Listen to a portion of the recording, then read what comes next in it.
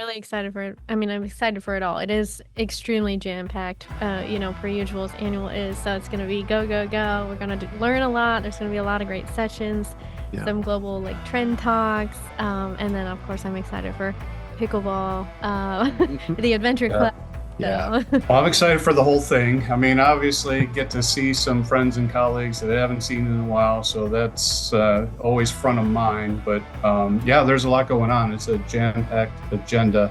For the foundation specifically, we have our pickleball tournament, which is a fundraiser for Good. both the scholarship program and the service project. So, get out your paddles, wear your gym shoes. If you haven't already signed up, I think you're going to have to beg your way onto a team.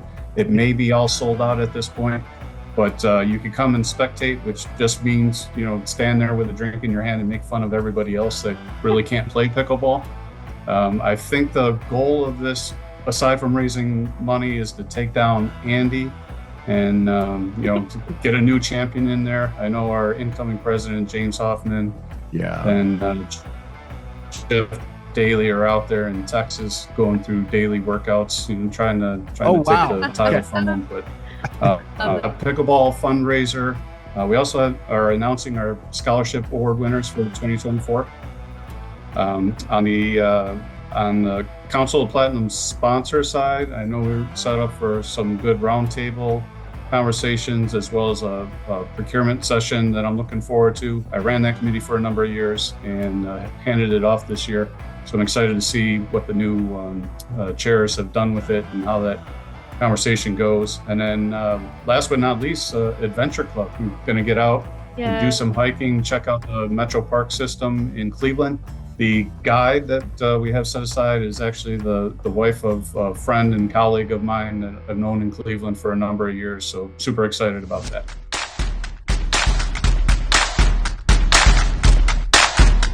Hey, everybody, and welcome to today's episode of Toll Talk, impacting communities one project at a time.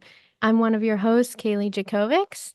And I'm Alex Ficari, CEO and founder of Mojo. And today we have a very special guest, Jim Wilson, Senior Vice President at TransCore. Jim, thank you so much for joining us today. Oh, thank you for having me. It's an honor. Yeah, pleasure to have you on. We typically like to start our episodes, getting to, learn about our guests a little bit more, if you will. So please, tell us about yourself, where you located, anything you like to do for fun or family details. We'd love to get to know you a little more. Sure, appreciate that. Jim Wilson, been with TransCore for 30 years now, currently serving as the Senior Vice President, International Toll Programs, so a lot of business development on the international side. When I am at home, spending it with my family, got 3 kids, all adult children, therefore out of the house, but I do have a 3-year-old granddaughter, and we try to have her in the house as much as possible. So when I'm not working or working out or traveling, then, usually home with friends and family and trying to enjoy the free time that we have. Yeah. 30 years. That's wow. So that makes sense, Jim, what you're saying. You do international. I mean, and we just ran into each other. All of us were over at the Global Summit in Sevilla, Spain. So I take it by the international responsibility. You've been out there at least once or twice? Been out there a few times. Yeah, I think in the last 12 months, I've circumnavigated the globe 3 times already, been south of the equator a few times. Wow. When we parted in Seville, I think you went back across the Atlantic, got home. I went the opposite direction and just got home a few days ago, actually. That's where did your travels take you this time? Where were you headed off to? So we're based out of Singapore. So that's kind of home base, but hit all the spots in Southeast Asia there. Go to Malaysia, Indonesia, India, wherever we need to be. I'm very jealous of your miles program. I bet you it's pretty impressive. It is pretty impressive, yes. I'm you sure need free time to use it, though. Yeah, there you go. That's the truth, right? I'm sure you like to be at home, but out of all the places that you've traveled for either work or pleasure, kind of where is your favorite place to be? Well, that's a hard one and it's an easy one. Napa is the immediate reaction. I've been there so many times that it's not like it's a new exciting adventure every time, but you can't go wrong being in Napa Valley. So I'll always say Napa, but anytime you can go to someplace new and unique, especially on the other side of the world where all the buildings and the Yeah. cultures are a lot older than they are here in the US, I'm game for it for sure. Yeah, that was our first global summit that we went to in Seville, and I was just stunned. It was beautiful, all the history that Oh, we yeah. learned and all the tours. It was really cool. Yeah. And I like the history generally speaking because I think it's really fascinating. But I think that the perk was the added value was that a lot of Game of Thrones was filmed down in that region, which was just like, oh wow, check that out. That's kind of cool. But no, the countryside is beautiful. So, but that's great. So you get to go around, you get to see some great places and do some interesting things, and obviously come home and just from a home perspective, where do you reside? I'm in Orlando, just outside of Disney World. We can see the Disney World fireworks in the backyard on a Okay. regular basis. So not too far from Disney and Universal and all the touristy stuff, So which you have is, an both good and bad.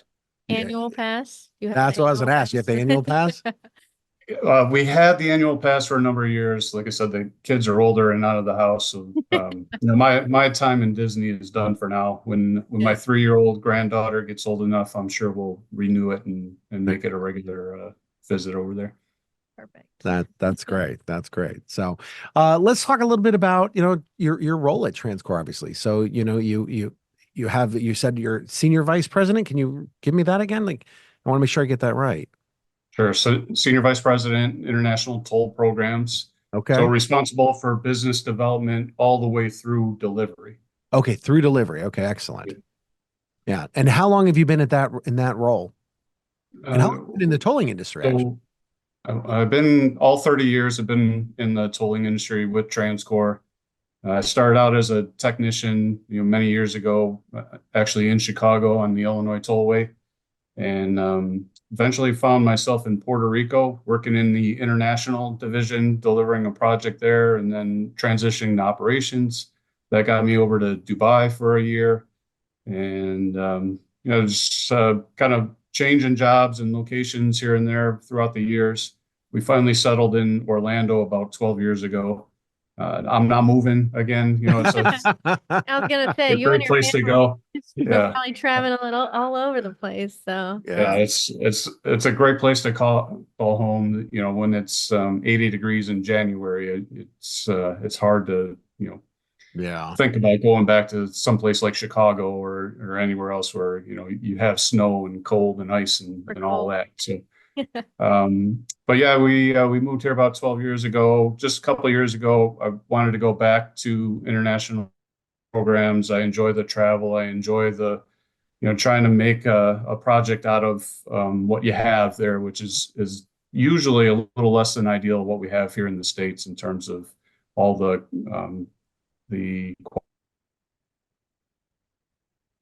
qualified companies and contractors that kind of work previously, and kind of rebuilding everything from scratch locally, and bringing some localization to your products and services to wherever it is you're working.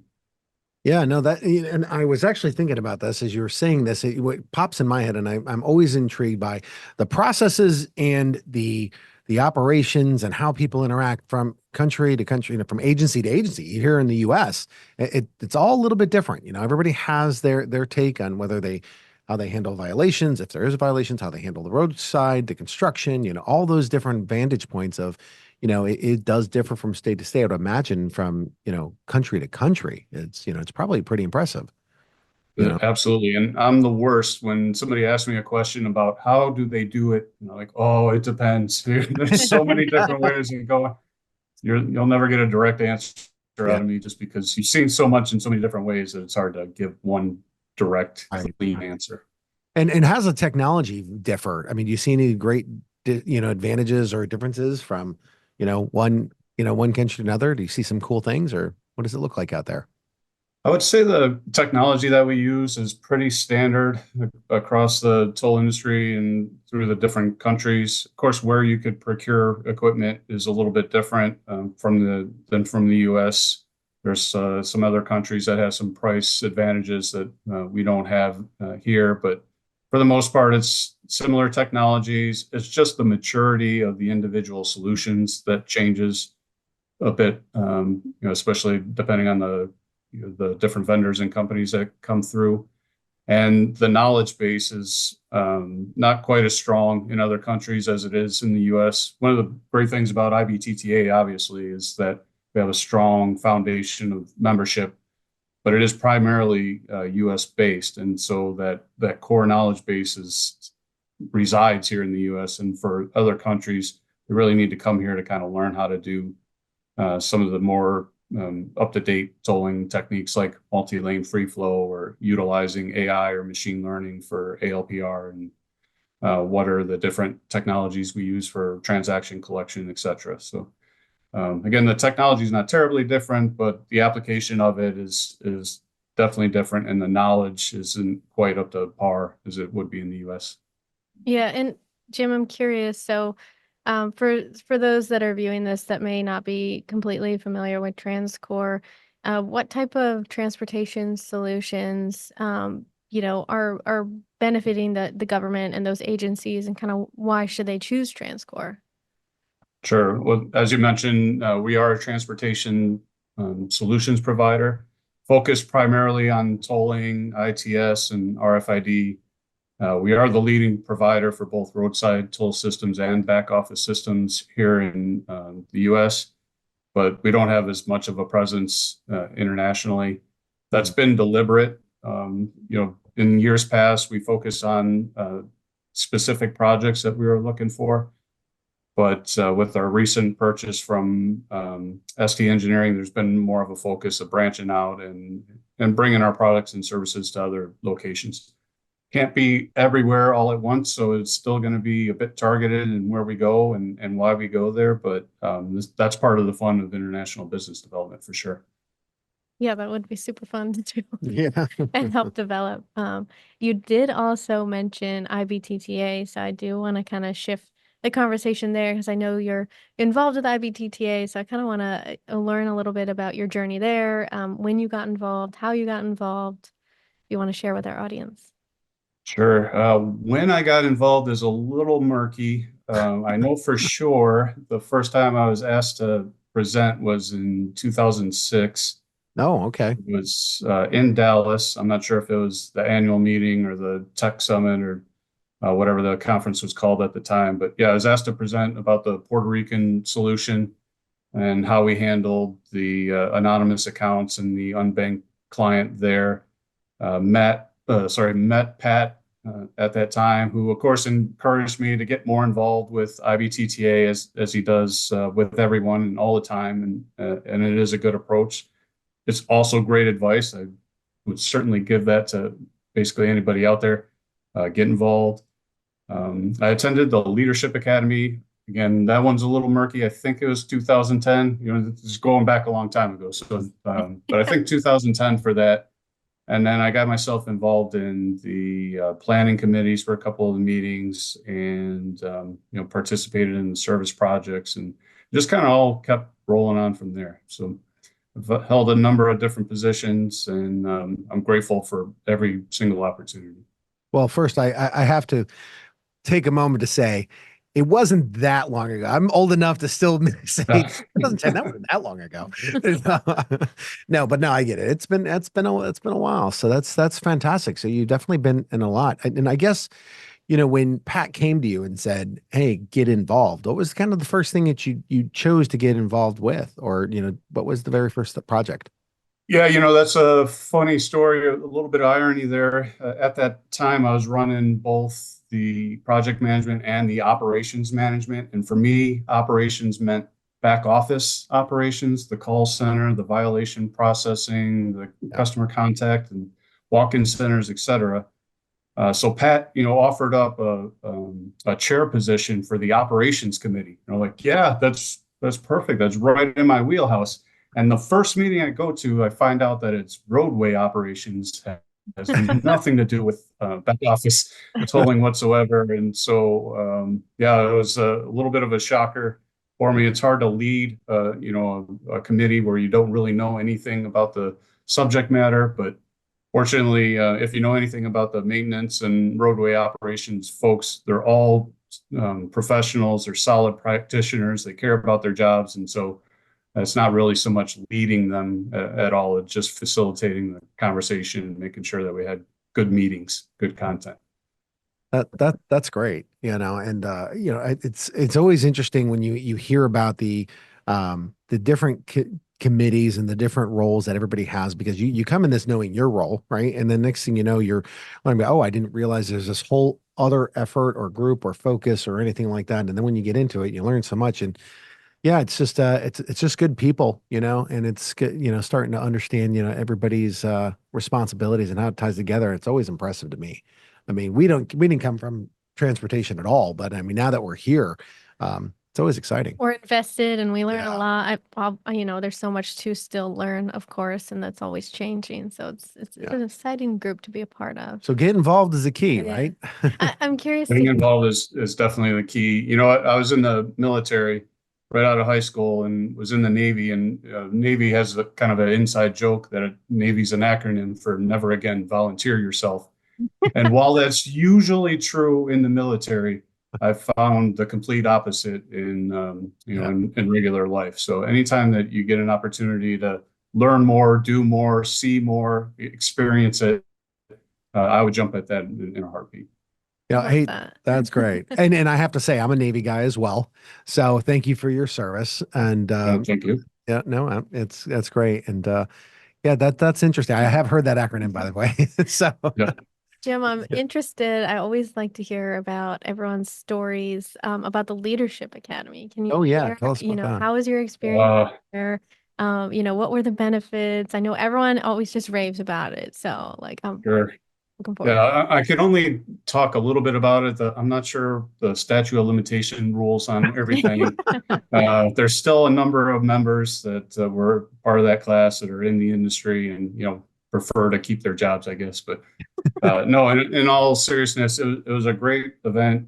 I didn't know too much about it. I think I kind of understood it as a billing of, they're sort of training you up for some executive level opportunity in the future. And I was more impressed with just the amount of knowledge and information that went into tolling as a whole picture. I have a limited view of it coming from the vendor side. We're on the technology, we're collecting transactions and handling all the back office stuff, but kind of similar to what happens with roadway operations and the asset management componentry of it, the communications and how you deal with media, and just the whole picture of it was absolutely amazing. And we had a pretty good population of folks there that came from all these different backgrounds. So the perspectives on individual issues or topics was enlightening, and I think that continues today. I think and anytime you come out of the class, networks always the top thing, but then a full appreciation of the full spectrum of toll and toll collection is usually one of the positive attributes that come out there. Yeah. No, and I know Kalie is looking to joining on the Leadership Academy as well as myself. I think, we're going to kind At of some point, if at we some get point we're selected. trying to get there. We hope to, yeah, we hope to get in there. But I think the one thing I'm really intrigued by from my standpoint is, the involvement is when you say get involved, there's many different ways people need to understand they can get involved, right? They can contribute their time, they can take sit on a committee, they can, spread the word, get on a podcast, whatever those options may be. But I'm very interested in kind of your latest or the more recent of your time that you've spent on these, the special programs, special projects, service projects. Because how long have you been working in that particular committee? And what can you talk about your role there a little bit? Sure. So currently I'm the chair of the foundation board, and the service project falls under foundation. It has, for some time, but my initial participation in service projects actually goes back to 2011. Oh, I wow. attended my first maintenance conference, and I saw in the agenda that they had this service project. It was a volunteer thing, come out the day early, and we're going to go help clean up after the Harpeth River flooding in Nashville, Tennessee. And I've talked about it in the past, but you get out there and they're giving me sledgehammers and sawzalls, and we need you to destroy this thing, get it on a canoe, paddle it upstream, throw it in the dump. This Wow. is all right in my wheelhouse. I get excited about it. And I haven't missed one since. So every year since 2011, I've been a part of the service project. But in 2015, I was actually the chief meeting organizer for the meeting in Oklahoma City. And I got more involved in the planning behind the service project. Up to that, up to that point, I think it was more or less just Wanda, doing her thing behind the scenes, trying to find the right organization. Yeah. And I got to see some of that come together. And I've been a part of the planning with Wanda ever since. So yeah, it's terribly rewarding. It's one of these things like you just can't do enough, I think. And I get excited every year that we get to do the service project. I get excited by the number of people that come out, and show good representation for IBTTA. There's a lot of folks that just come for the service project to make sure that you get one good annual day of service and represent both IBTTA and their respective company as well. Yeah. Yeah, I just did the one in Atlanta at the Tech Summit. I think it was Mhm. Feed America. I think that. But it was just so rewarding. And I'm curious, like when you're, there's different cities that these events are at. Like, how is the planning process there, and how do you decide what organization to choose or what type of project to complete? Sure. Yeah, the service project's actually expanded considerably in the last couple of years. Normally, we do the annual service project. That's always the one that's tied to the maintenance, roadway operation, engineering conference, and that one is a day of service on location wherever we can help. And I'll talk a little bit about the process of how we select those organizations there. But we've also expanded when Diane Scacchetti was president in, I think it was 2022, she kind of challenged the board and its membership to do more, especially as it related to food. I'm going to butcher her story a little bit here, but I think she just saw the amount of food that we eat during these meetings. It's breakfast, lunch, and dinner, and there's desserts and there's snacks, and it's a little embarrassing. It's an embarrassment of riches and the amount of food that's offered to us at these meetings, while we're sitting in cities that oftentimes struggle with food insecurities. So she challenged us to do something there, and we introduced the first what we call community service project, which is an in-house service project where we're doing meal packing or putting together kits for abused women or homeless ladies. So it's built out, and while we don't have a set schedule for all the community projects, it really just depends on which organizations are in the cities that we're visiting. We're always going to do the annual service project. Now, the annual service project itself, effectively, we just, we go through and you go through all your typical organizations of who you'd like to help and why. We've had focus on veterans in the past, and so we've helped a couple of veteran communities. This year, when we selected the community co-op down in Fort Myers, we had an idea that we wanted to help out from the cleanup of Hurricane Ian. Yeah. Of course, this is 2 years after the fact, so the reality is most of the cleanup was done at that point. Anything that had not been cleaned up and restored was fit to be destroyed at that point. But we found an organization that serves the community. The community itself was greatly impacted by the hurricane. Still, the cleanup might be done, but the impact is still significantly felt from a financial and emotional perspective. And so that particular organization focuses on them. They provide the Meals on Wheels program to the local community. And we were able to help get their facility shaped up, make it more efficient for the moving of goods through the property.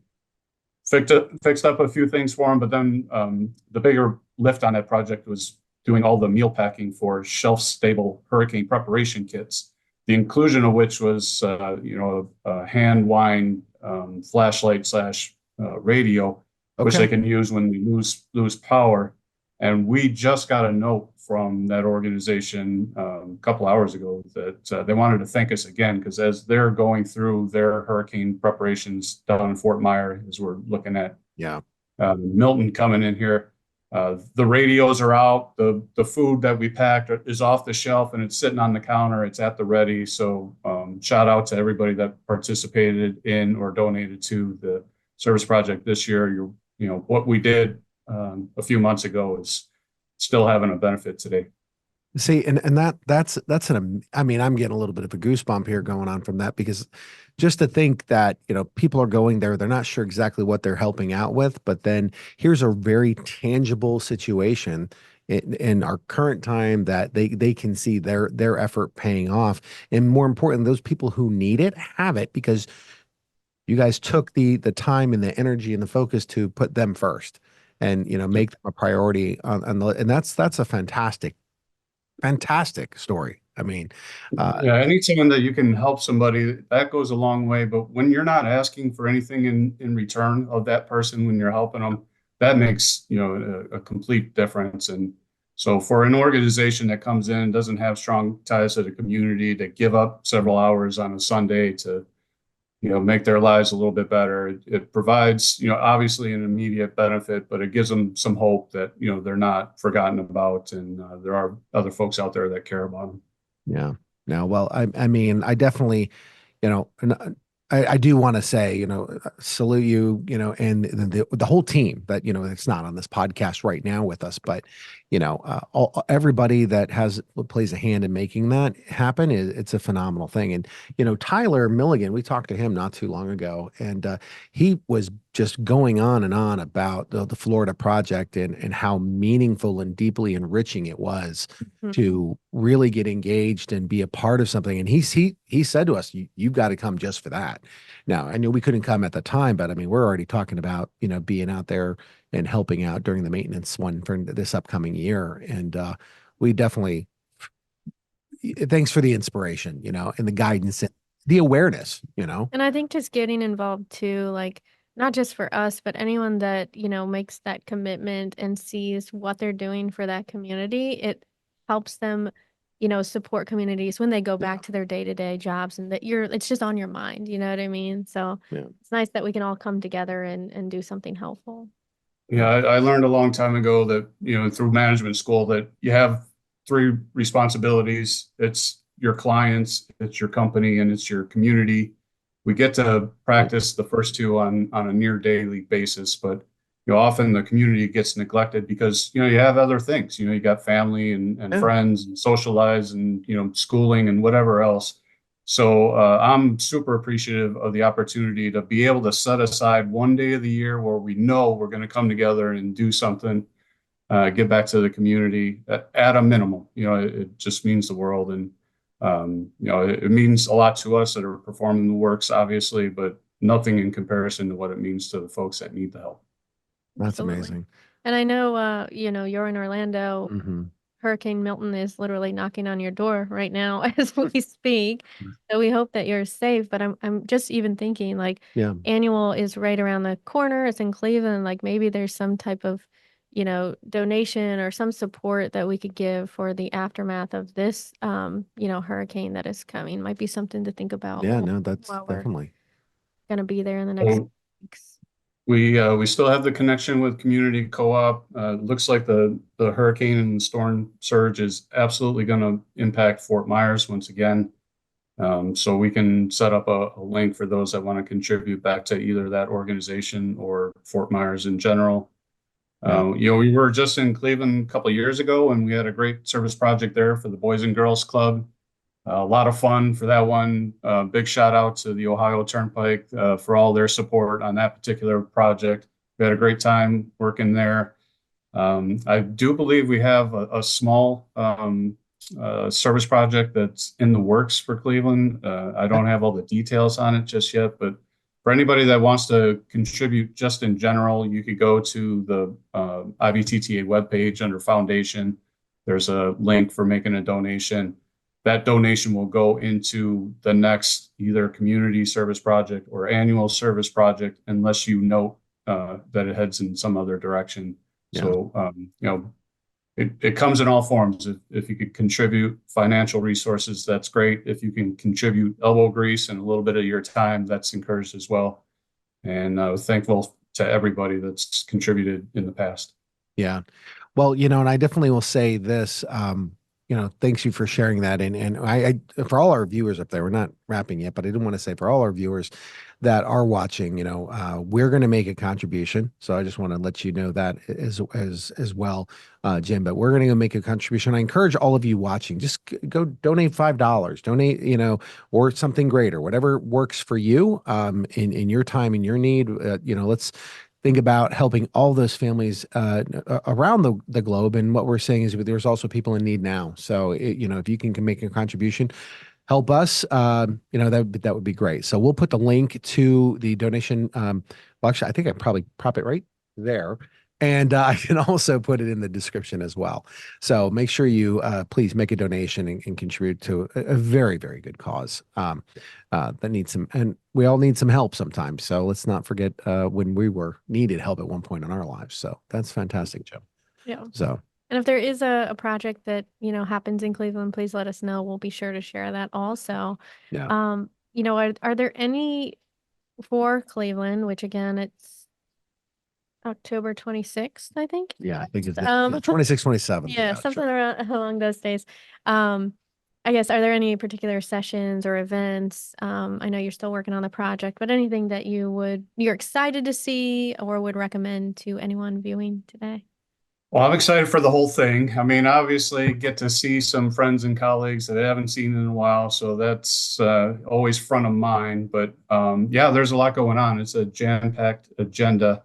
For the foundation specifically, we have our pickleball tournament, which is a fundraiser Very for good. both the scholarship program and the service projects. So, get out your paddles, wear your gym shoes. If you haven't already signed up, I think you're going to have to beg your way onto a team. It may be all sold out at this point, but you can come and spectate, which just means, stand there with a drink in your hand and make fun of everybody else that really can't play pickleball. I think the goal of this, aside from raising money, is to take down Andy and, to get a new champion in there. I know our incoming president, James Hoffman, Yeah. and Jeff Daly are out there in Texas going through daily workouts, trying to Oh, take wow. the title Okay. from them. But a pickleball fundraiser. We also are announcing our scholarship award winners for 2024. On the Council of Platinum sponsor side, I know we're set up for some good roundtable conversations as well as a procurement session that I'm looking forward to. I ran that committee for a number of years and handed it off this year. So I'm excited to see what the new chairs have done with it and how that conversation goes. And then last but not least, Adventure Club. I'm going to get out and do some hiking, check out the Metro Park system in Cleveland. The guide that we have set aside is actually the wife of a friend and colleague of mine that I've known in Cleveland for a number of years. So super excited about that. Oh, that's Yeah, I'm great. really excited for it. I mean, I'm excited for it all. It is extremely jam-packed, per usual as annual is. So it's going to be go, go, go. We're going to learn a lot. There's going to be a lot of great sessions, Yeah. some global like trend talks. And then of course I'm excited for pickleball, the Adventure Yeah. Club. Yeah. So Yeah. yeah. I always find those are the great events. You just get out and relax a little bit and Yeah. you get to meet people simultaneously doing your job, but at the same time you get to have some fun and experience in your area. Yeah. So Absolutely. yeah, I'm definitely looking forward to this round. And I think we're signed up for the Adventure Club and everything. So I think we're good to go with those. Yeah. So we'll definitely have to be there with you on that. But yeah, well, I definitely would like to say thank you very much for this. Is there any last, we have always, when you come to these events, as you know all too well, it's somebody's first day, right? And we got a lot happening. They're coming to this this event here in Cleveland. You got new people showing up where Pat's going to be there. He's times are changing. He's retired and a lot's going in. And Jim's coming on board as president of the board and everything like that. But with all these things changing and people coming in, getting some of these new things, is there anything you could say to new members coming in for the first time, or anything, words of encouragement that you'd want to give them, advice? Yeah. I mean, I would just echo the Pat Jones, the soon to be retired and enjoying his life from here on out. Pat Jones, get involved, look for opportunities, and there's plenty of them. You can join a meeting planning committee. You can join a standing committee. You can participate in the service project or the community service projects. Just if you see an opportunity to get involved, throw yourself in there. Everybody's been in your position at some point in time. And I think, IBTTA is an organization that welcomes new first-time attendees and new members with open arms. You'll quickly get assimilated. You'll have a bunch of new friends. Your network's going to grow and expand, and you won't regret it. I haven't regretted a single opportunity to throw myself out there, whether it's leading a committee or moderating a session, presenting, sitting on the various boards. So I encourage you to do it as well.